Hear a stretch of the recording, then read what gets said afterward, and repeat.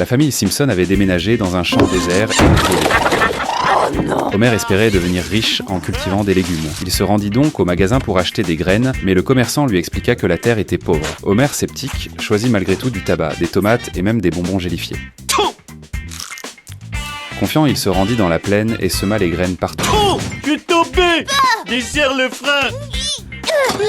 Un mois passa et rien ne poussa. Marge pensa que c'était peut-être une question de saison, mais elle aperçut ensuite un champ de maïs chez quelqu'un d'autre, avec des épis presque plus grands qu'un éléphant, ce qui fit déprimer Homer. À midi, leur unique repas se limita à de la paille. Homer était très abattu, mais soudain une idée lui vint. Il appela la centrale nucléaire. Du plutonium!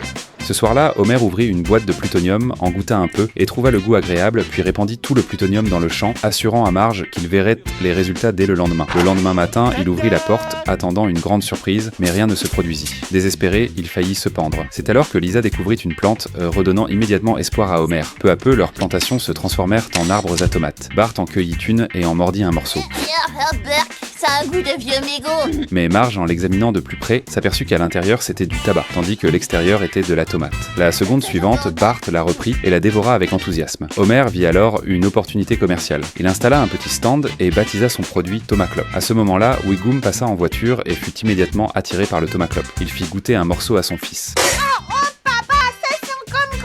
Rapidement, ils devinrent accros. Très vite, de plus en plus de gens voulurent acheter le Tomaclop et leur affaire prospéra à merveille. Préparez les billets ou les tickets restaurants. Demandez nos tours au foie de volaille.